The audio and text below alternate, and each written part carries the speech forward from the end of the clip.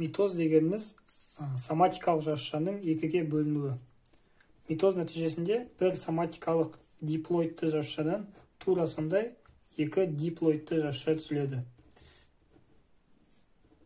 Яғни 46 хромосомасы бар жасуша болса басында, тура сондай екі 46 хромосомасы бар жасуша түзіледі.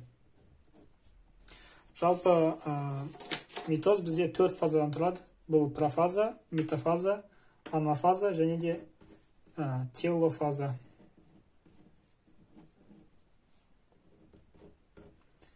Бізде жалпы митоз басталғанға дейін интерфаза фазасы бар. Бұл митозға дайындық фазасы. Интерфазада ең бастысы бізде хромосомалардың репликациясы жүреді. Яғни, мынау бір хромосома бір хроматидтен тұрса, соның қасына тура сондай тағы бір хроматид түзіледі. Яғни, бір хромосома енді екі хроматидтен тұрады. Тағы бір айта кететіні центросома репликациясы жүреді. Яғни, бір центросомадан екі центросома түзіледі. Енді митоздың өзі басталады. Профаза кезінде бізде хромосомалар ширатылады. Яғни, хромосомалар қысқарып, жуандайды. Қысқа және де жуан қып салдым. Но центросомалар бізде полюстерге тартылады.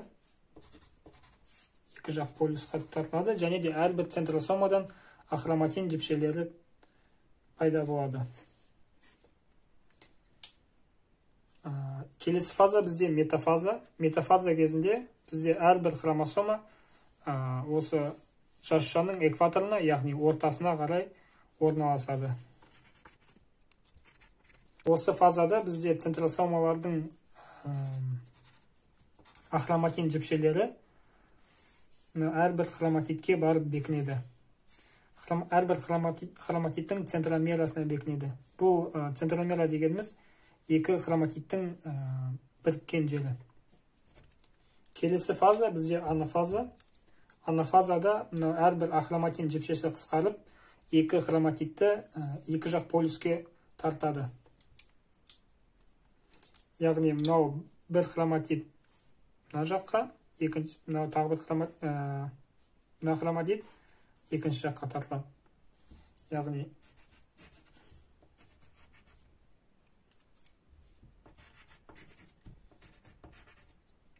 жаңағы жасушаның экваторы болса, әрбір центросома ахроматин жіпшелерінің қысқаруынан